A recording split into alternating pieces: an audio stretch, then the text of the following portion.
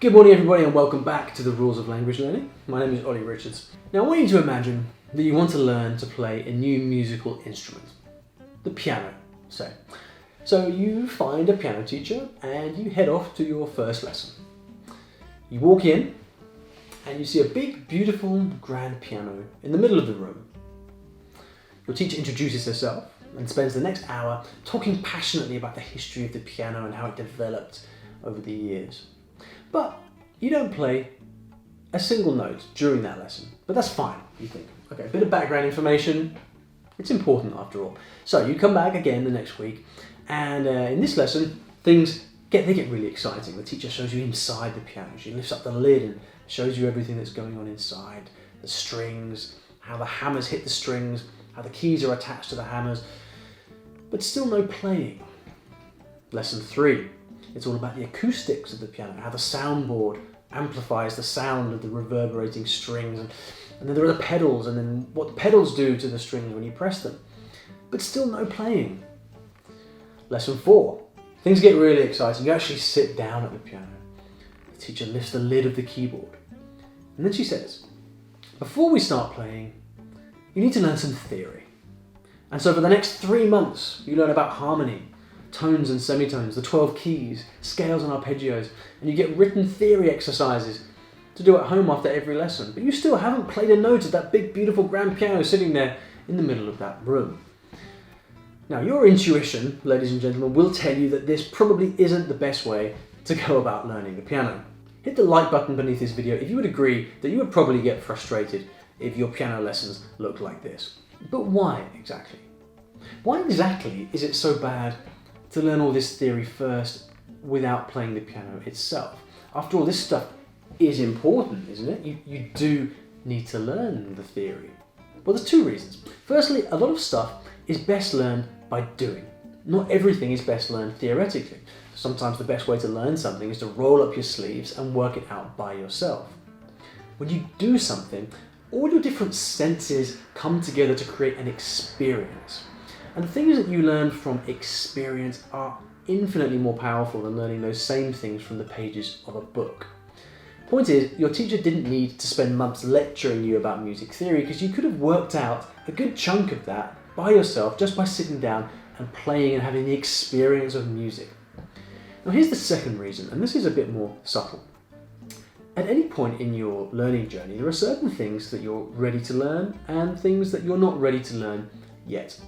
Things that you're ready to learn typically lie just outside your current sphere of knowledge, which is why, with a little bit of oomph, you can usually work these things out even by yourself. And there's even a name for this concept in learning theory, and it's called the zone of proximal development.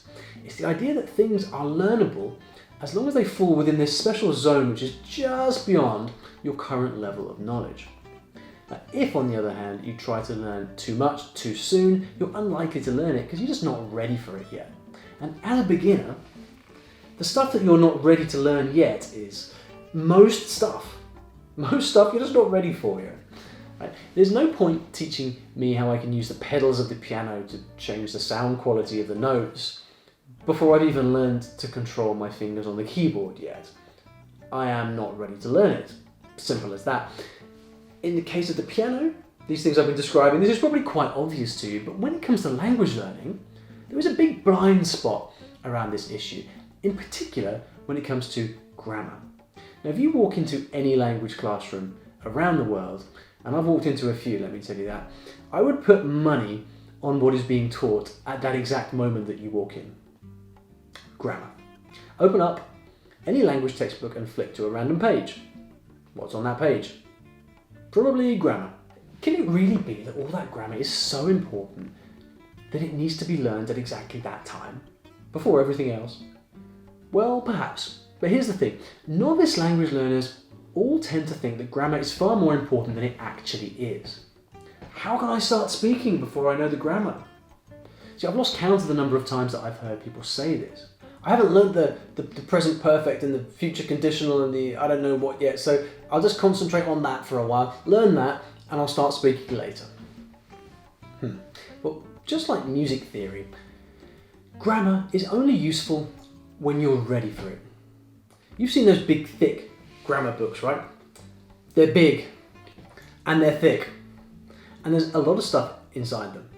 Rules, verb tables, exceptions to those rules. And all of that stuff is going to be useful to you at some point, but probably not yet. The best time to learn a particular grammar point, you see, is not when it comes up in your textbook. The absolute best, most helpful, most awesome time to learn a bit of grammar is when you've just been into a cafe and you tried to order something using a phrase you've learned, but something wasn't quite right and the guy understood you, but the message didn't get across quite right and you thought it was right, but it wasn't quite, and something wasn't completely clear. And the reason why is because you were missing a helpful bit of grammar, a little twist that would have expressed what you wanted to say with perfect clarity. That piece of grammar right there, well, that's something that you're ready to learn right now. You're ready for it. You were very close to getting it right, and it's just that little bit of grammar that scuppered you. See, that right there, that's when you want to learn a piece of grammar. But the relentless focus on grammar that you see in virtually every language curriculum, it does something poisonous. It instills in students the belief that they can't start speaking or using the language yet until they've learnt all the grammar. Can you imagine applying that logic to the piano? I'm only going to start playing the piano once I've mastered music theory. You'd never get anywhere, you'd give up before you started. We need a completely different approach to teaching grammar that is smarter than simply presenting a humongous list of rules and tenses and things that have to be learned.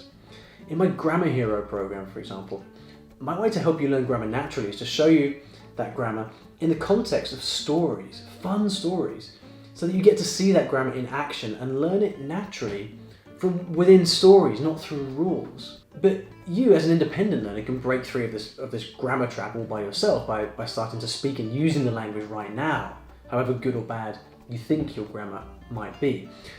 Waiting to speak until you've learned more grammar is going to put you on this eternal hamster wheel. So the solution? Well, it's quite simple. Do yourself a favour, put the textbooks away, get out there and speak, and don't learn grammar before you really, really need it. Thanks for checking out the video. I hope you enjoyed it, and if you did enjoy it and you'd like me to continue this series of the rules of language learning, then you can let me know by liking this video. Also, if you'd like to be notified when I upload new videos every week, then you can subscribe to the channel using the big red button below, and the videos will pop right up in your news feed.